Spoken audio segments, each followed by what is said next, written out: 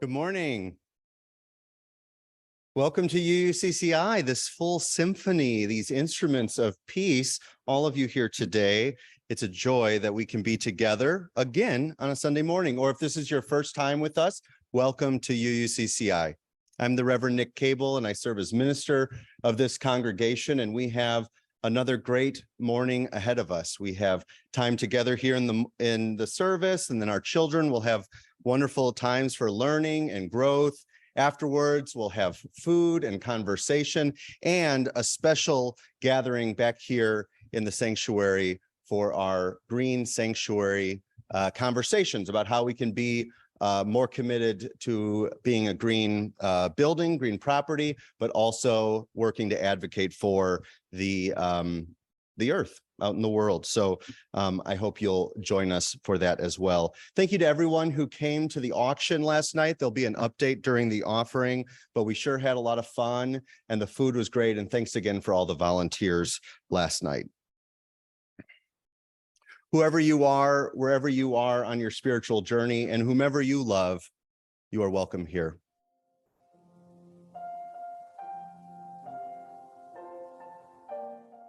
We affirm and promote the inherent worth and dignity of every person. We believe that each and every person is important. We affirm and promote justice, equity, and compassion in human relations. We believe that all people should be treated fairly. We affirm and promote acceptance of one another and encouragement to spiritual growth. We believe that our congregations and our places where all people are accepted and where we keep on learning together. We affirm and promote a free and responsible search for truth and meaning. We believe that each person must be free to search for what is true and right in life. We affirm and promote the right of conscience and the use of the democratic process. We believe that all people should have a voice and a vote about the things which concern them. We affirm and promote the goal of world community with peace, liberty, and justice for all. We believe that the world should work for a peaceful, we should all work for a peaceful, fair, and free world. We affirm and promote respect for the interdependent web of all existence of which we are a part. We believe that we should care for our planet Earth.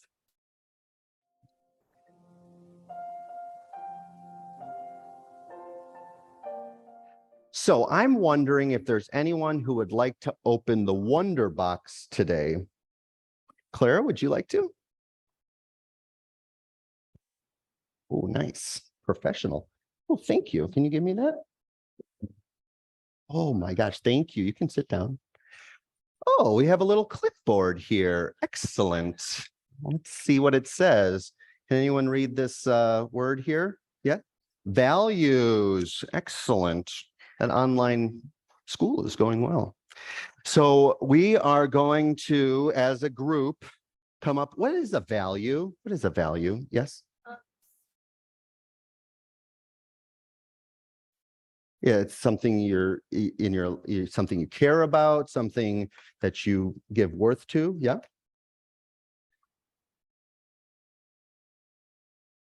Yeah, everything has value, and some things maybe are worth a little bit more or less. So the values that we hold here or in our families or in society, there's lots to choose from. And so we need to pick some of our favorites. So what do you think would be some of the values that you see here at UUCCI or you think should be here at UUCCI? Yes. So friendship. Okay, excellent. Any friends out there? Any friendships? Okay, it's approved. Friendship. Scale of 1 to 10, is that a 10? 10,000. Okay. Okay, other values. Is there any other value? Yes. Family. Oh, it's kind of like friendships. Okay, family. 1 to 10. Is that a 10? 10,000 again? 10,000 again. All right. Clara, how about 10 million? Oh, okay. How about you? How about you, Clara? Brothers and sisters. Oh, is this your brother here, Eli? Okay, brothers and sisters. We're on a theme. What are some other kinds of words for values? People, of course, have tremendous value, but what are kinds of feelings or ways we can treat each other. Nora? Money. Okay. I did not see this going this direction.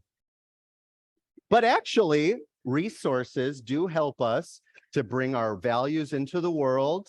And okay, let's get a plant somewhere in the congregation. Other values like, I don't know, like, yes. Food. Okay, I like that one. Okay, food. Because what happens when we eat food together?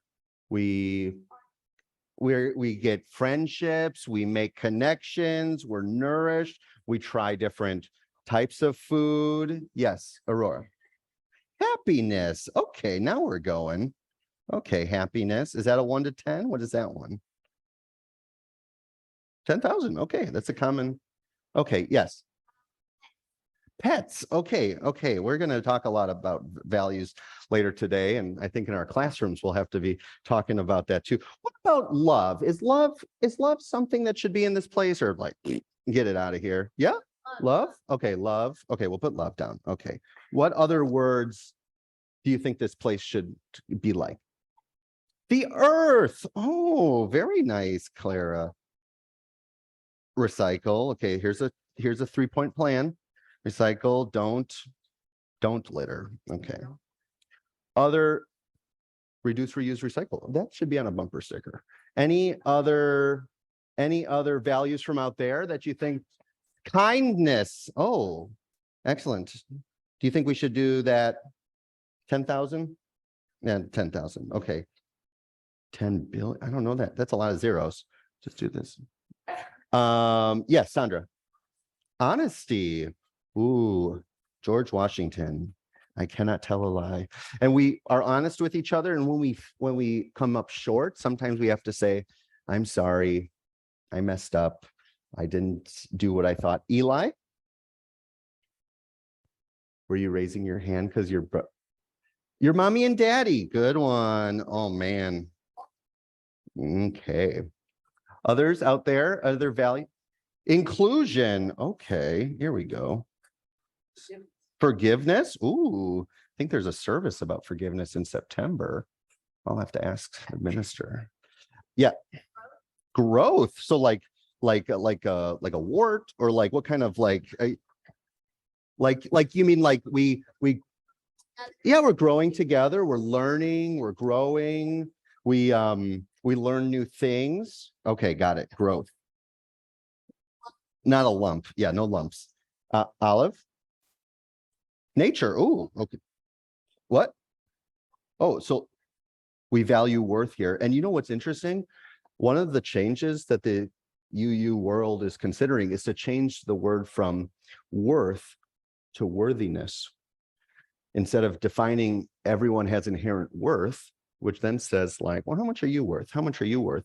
Instead say that we all have inherent worthiness, which is different. Claro, do you have one more? Yeah.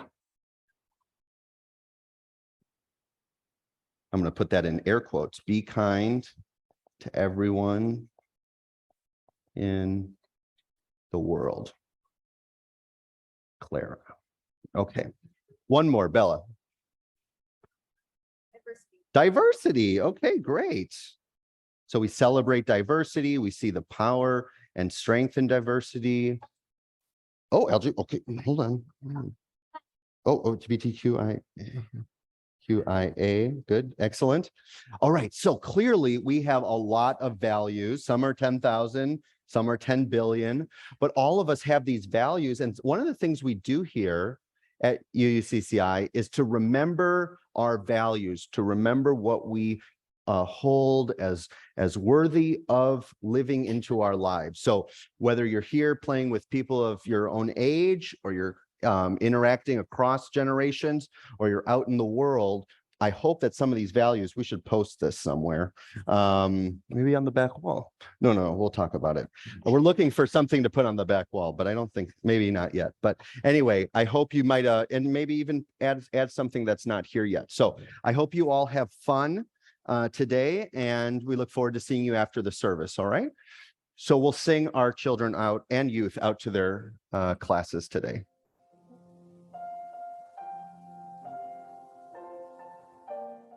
I grew up in a household where we were always expected to do something, whether it was pick up after ourselves, help our mom, do our chores, spend time with our grandmothers, get dinner on the table, or help others. It was always expected.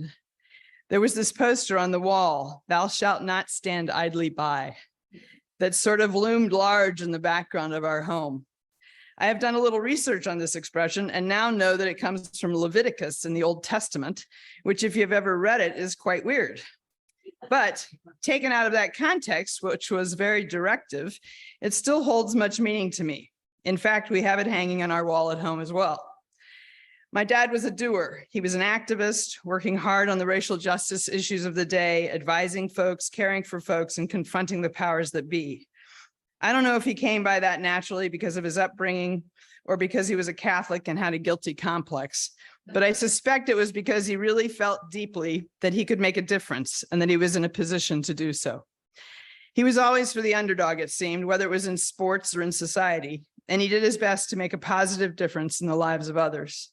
He was both compassionate and empathetic, two values that I absorbed and that I feel are exemplified by my faith as a UU, but with which I sometimes struggle. Although I gleaned most of my values from my dad, our UU principles, which are not dogmatic but intentionally suggestive, hold a lot of meaning for me as well. I realize, as is currently being discussed in our denomination, that they are not perfect and that perhaps they need a reworking. I also realize that one can interpret them differently and take them as one will. I choose to think of them as guidelines. We seem to want to discuss the worth and dignity principle frequently. What about tyrants? I was recently reading an interview with a French Buddhist monk named Mathieu Ricard, who the press claims is the happiest person in the world. He scoffs at that label, but he did say in the interview, and I take this to heart because it is a difficult objective. He said that being compassionate should be universal. Quote, "Because this is different from moral judgment. It doesn't prevent you from saying that there are walking psychopaths, that they have no heart. But compassion is to remedy suffering where it is, whatever form it takes and whoever causes it." So what is the object of compassion here? It is the hatred and the person under its power. If someone beats you with a stick, you don't get angry with the stick. You get angry with the person. These people we are talking about are like sticks in the hands of ignorance and hatred. We can judge the acts of a person at a particular time, but compassion is wishing that the present aspect of suffering and the causes of suffering may be remedied. In a recent discussion about nothingness or the idea of doing nothing, I was not completely comfortable because I honestly am not convinced that doing nothing as a person of privilege is okay. Yes, of course, it's okay to take a break. And yes, we all know that we cannot be effective in our social justice work or families or workplaces if we are totally strung out and exhausted. So in the case of self-care, I get that it's important to step back and do nothing. But generally, and I am particularly attracted to this aspect of UUism, I believe that action, not just words, is more effective and real than inaction. I love UUism because as a denomination, we walk the talk. We recognize maybe late, maybe in the moment, maybe after hurt feelings rise up, but we recognize when we have erred. We do the work to improve and we move forward. I love this. It's why I'm here. I believe, like Mathieu Ricard, and articulated in our UU principles, that suffering and hatred can only be alleviated by compassion and love.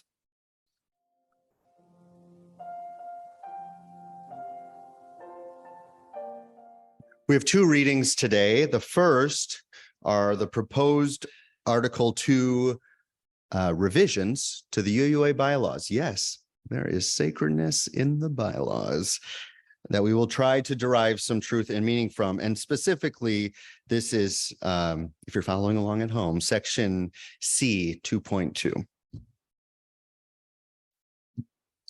And I think we'll have some images to go with us. As Unitarian Universalists, we covenant congregation to congregation, and through our association to support and assist one another in our ministries. We draw from our heritages of freedom, reason, hope, and courage, building on the foundation of love.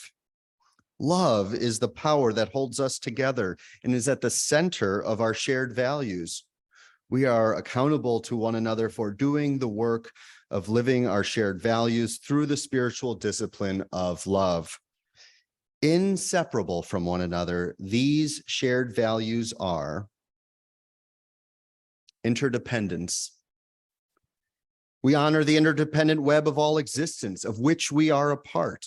With humility and reverence, we covenant to cherish the earth and all beings from exploitation by creating and nurturing sustainable relationships of repair, mutuality, and justice, care and respect. With humility and reverence, we acknowledge our place in the great web of life, and we work to repair harm and damaged relationships. Pluralism. We celebrate that we are all sacred beings, diverse in culture, experience, and theology. We covenant to learn from one another in our free and responsible search for truth and meaning. We embrace our differences and commonalities with love, curiosity, and respect. Justice. We work to be diverse, multicultural, beloved communities where all thrive. We covenant to dismantle racism and all forms of systemic oppression. We support the use of inclusive democratic processes to make decisions within our congregations and society at large. Transformation. We adapt to the changing world. We covenant to collectively transform and grow spiritually and ethically. Openness to change is fundamental to our Unitarian and Universalist heritages. Never complete and never perfect. Generosity. We cultivate a spirit of gratitude and hope. We covenant to freely and compassionately share our faith, presence, and resources. Our generosity connects us to one another in relationships of interdependence and mutuality. And finally, equity. We declare that every person has the right to flourish with inherent dignity and worthiness. We covenant to use our time, wisdom, attention, and money to build and sustain fully accessible and inclusive communities.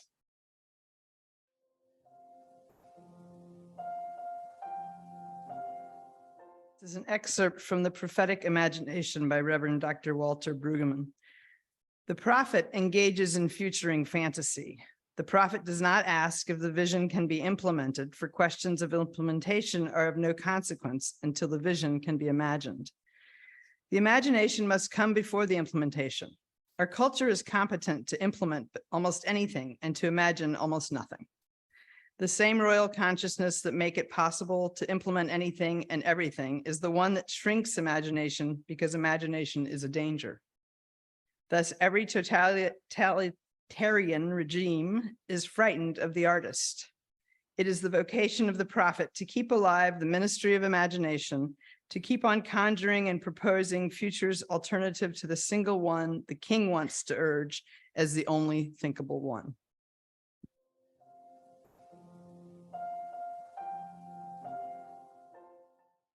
This month, we are exploring the very human questions of our existence, as illustrated in the lyrics of the song we just sang. And the questions, where do we come from? What are we? Where are we going? We began with history 2 weeks ago, with the critical importance of valuing history and knowing it as source and resource for our lives and for this living tradition of Unitarian Universalism.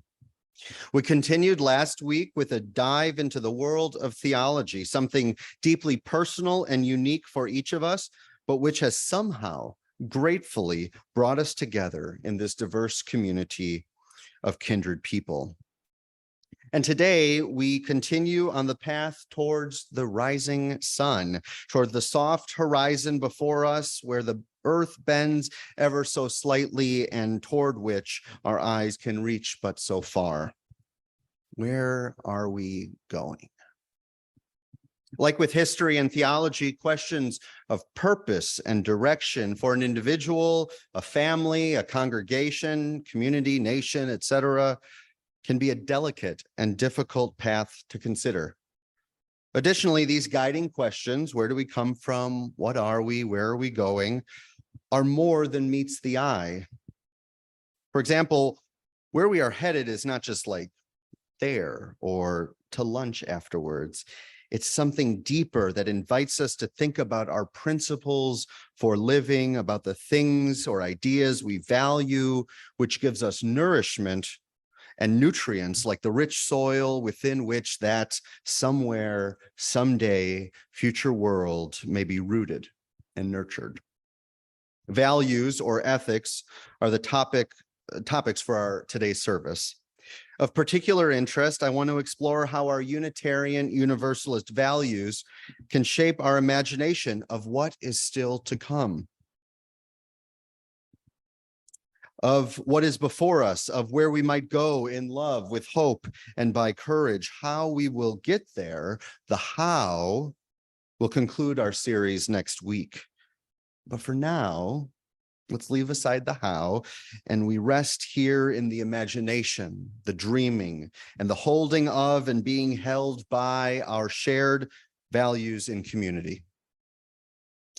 I've used the words of our second reading that Liz read on a few occasions over our 6 years together.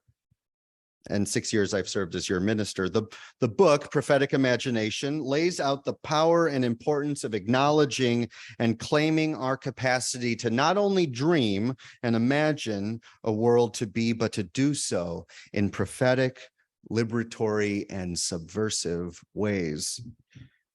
The words that Liz shared from Brueggemann's book states it quite clearly. And from the get-go, he tells us to slow down on the doing, if for only a moment or a minute or an hour, so that we may have time to truly imagine upon which values we want to build a more just and loving society. Brueggemann writes, our culture is competent to implement almost anything and to imagine almost nothing. I'm going to say that again. Our culture is competent to implement almost anything, but to imagine almost nothing. He goes on to say that, quote, the same royal consciousness that makes it possible to implement anything and everything is the one that shrinks imagination, because imagination is a danger. From the start, we would do well to heed this message. Imagination is both a superpower and a danger that we can harness individually and collectively. Imagination is a danger because change is hard and particularly difficult for those who feel they have something to lose, or those who are enjoying the benefits of the status quo. And so from a very young age, we are told to stop daydreaming. Kids are told to snap out of it. Adults are told to get back to work. Busy families are told to stay on schedule. Congregations are told that it is easier, likely, to do things the way we've always done it, because at least we know what it looks like in practice. But as society, or any subset within, this practical decision of limiting our superpower of imagination has led to a collective malaise and narrowness in our understanding of what is possible now, let alone in the future before us. At UCCI, however, we affirm here the deep truth, which is that our actions matter, our love matters, how we use our time or spend our money, or with whom we connect and share our lives with matters. It matters, and not just in that these decisions and actions hold worth and meaning, but also, and perhaps primarily, that these actions matter insofar as they make a difference in the world in which we live. They are of consequence. Our lives matter, and here we may come to believe that so deeply that we come to live, that we truly live with a moral and ethical framework that acknowledges our actions make such a difference. And so we inherently agree with the Greek philosopher Socrates, who said, the unexamined life is not worth living. We agree that we have a responsibility to examine our thoughts, our feelings, our words, and our actions. We agree here to examine how we are living with integrity or not, and in alignment or disalignment with our values that we hold as a community. For my friends, it is from this examination that we may begin to refine our lives, improve our character, and find our path once more when we lose our way. Just as Socrates said, the unexamined life is not worth living, I would say, in the spirit of Brueggemann, that the unimagined life is not worth living either. Said differently and in the positive, one might say, the life worth living is the one we imagine to be possible, even if it feels unimaginable. The life worth living is the one we imagine to be possible, even if it feels unimaginable. This is another quality of our UU values, which is that we are called to imagine and build the world we dream about. We do so by looking to our values, which are these timeless and transcendent qualities of life that we choose. We choose freely to hold and make real in the world. Like I said earlier, we hold our values and our values hold us, not just in comfort, but in loving accountability to their truest presence and possibility. So, what are our values as a congregation? Or maybe an easier first question, what are your values as an individual? If you had to write down your top 5 values for yourself or your family, what do you hold up? What do you value? What is the path that you have set before you with the values within you and beside you that carries you on your journey? 5 years ago, we as a congregation stated our collective values as a step in the direction of defining our mission as a congregation and purpose, our reason for existing, and our ends, or the horizon towards which we are all moving. These values, as I have shared in the past, were developed by over 70 members of the congregation, 7-0. And they are the ones that emerged and were distilled and are likely still accurate for our community today. Our values don't change as much as perhaps our mission or our ends do. We hold these values. We might say we value these 4. 1, nurturing community with love and compassion. 2, freedom of spiritual and intellectual growth. 3, openness to the mystery of life. 4, courageous, thoughtful action. Now, these values are a bit more specific and nuanced and don't include food, I noticed, because they are compounded as phrases, which each additional word adds meaning and contour, thus calling for further interpretation of how we might apply these in our lives. If we broke these values up in order and we had a longer list, we might say that at UUCCI, we value nurturing, community, love, compassion. We value freedom, spirituality, intelligence, growth. We value openness, mystery, life. And we value courage, thoughtfulness, action. These are the 4 values at UCCI, which are made up of 14 component parts. Collectively, they help us to know what is of greatest importance to us as a community. And from these values, we can imagine a world that we can help create together. Where are we going? Where are we going is also a question that extends beyond our individual and communal values. That is, it calls us to consider where Unitarian Universalism and our sibling congregations and our collective UUA are headed. We have, after all, a living tradition, one that changes, transforms, and responds to the needs of the world today and in the rising future. Throughout different chapters of our Unitarian, Universalist, and Unitarian Universalist histories, there have been different ways to articulate not only elements of our theologies or things we might believe, but also our values as well. Some of you may have come to deeply appreciate the 7 UU principles that are depicted in writing on the walls when you enter in the narthex.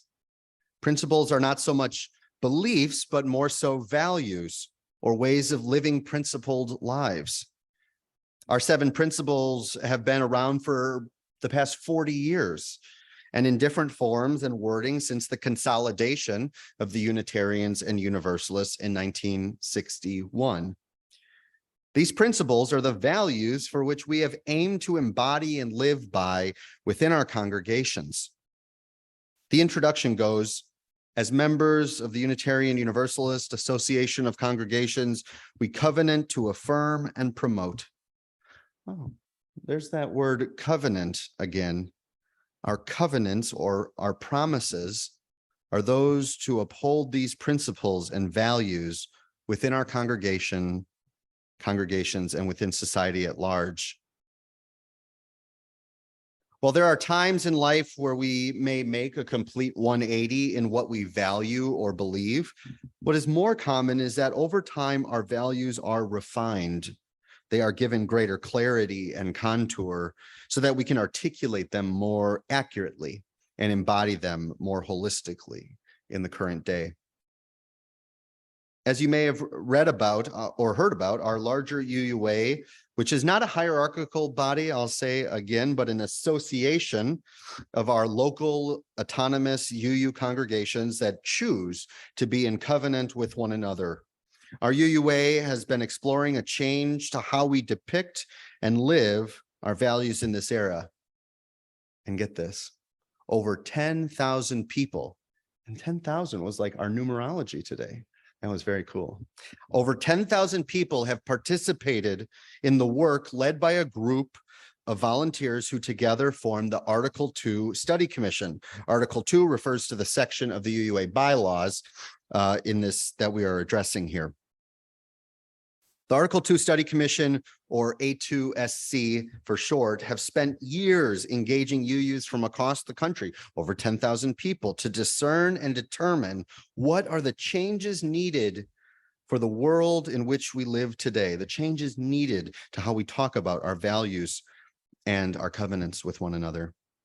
Remember, this is not related to our theological beliefs. We have no creeds, no common set of expected beliefs as Unitarian Universalists. Rather, this is about how do we talk about our values and promises that we hope to live by and make with one another today and into the future. Our first reading articulated the 6 proposed values and covenantal commitments we will have an opportunity to approve next June at the General Assembly. As an aside, the annual General Assembly of the UUA is sort of a grab bag of business meetings and workshops and Sunday services that people can participate in. It's quite wonderful, but this coming GA is going to be virtual in order to make it more affordable and accessible for a larger amount of UUs. So consider signing up with me next spring. We'll talk about whether we might have some watching parties or whatever, because it's a very important and monumental moment in our UU history. As I said, 40 years since any change was made. But back to the reading. These 6 principles, with love at the center, are some of the guideposts for the world we hope to create together. Our future, if we so dare to dream and imagine it and then build it, will be rooted in these values, among others. I'm going to share these 6 again briefly, ending with love and speaking to what a wonderful world we could imagine together. These are not these are not to be seen as having an order or hierarchy of value. Perfect.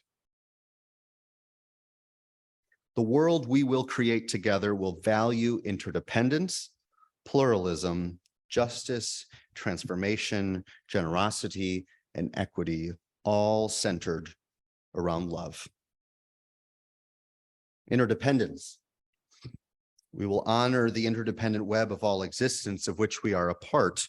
No longer will we turn away from the pain or suffering of others. We will live with the bone-deep knowledge that our lives are inextricably linked with all that is, was, and ever will be. Our actions will honor the web of existence, and we will come to recognize the beauty of proximity. We will come to realize the beauty of proximity and choose to move closer rather than further from one another.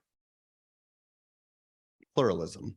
Quote, we celebrate that we are all sacred beings, diverse in culture, experience, and theology.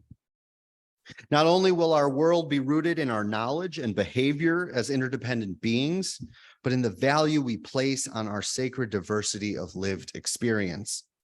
We will not just agree to disagree, but find ways to understand one another at a deeper level.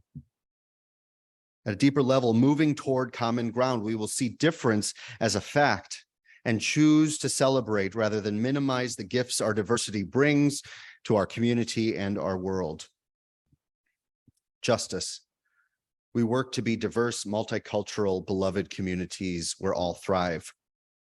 Our community will be a place where all of us can thrive and a place where one cultural value will not be pitted against the next. Our world will see the need for shared flourishing, and we will put aside any notion of survival of the fittest. We will come to understand what it means to feel beloved, what it means to feel beloved, and to see that embrace extended out beyond these walls. Transformation. We adapt to the changing world.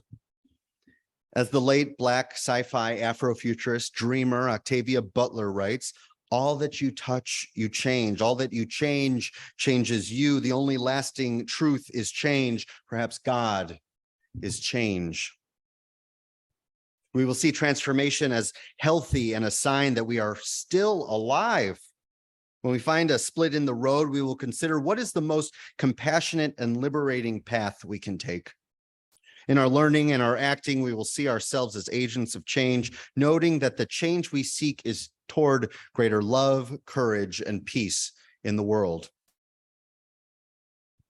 Generosity. We cultivate a spirit of gratitude and hope. We will grow generosity like fruit on a tree. We will share our gratitude as nourishment and inspiration with others. The hope we experience will outweigh the despair or helplessness we can feel at times in life, because the spirit of all life and love is abundant, flowing, and ever present. Equity. We declare that every person has the right to flourish with inherent dignity and worthiness.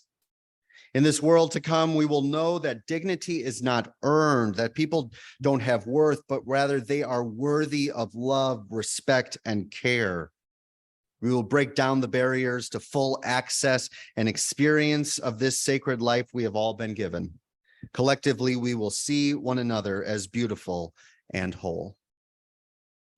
Finally, as the revised values states, love is the power that holds us together and is at the center of our shared values. We are accountable to one another for doing the work of living our shared values through the spiritual discipline of love.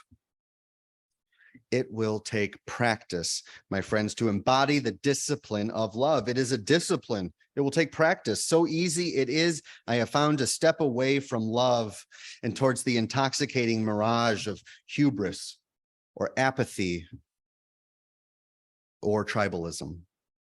Love is our work here. Love works here in our hearts, with our children, in our singing and our eating, in our laughing and crying. Love is alive, and we practice it here so that we may come to live by it, that we may come to know it by heart, and therefore bring it out with us beyond these walls into the world that so desperately needs more love.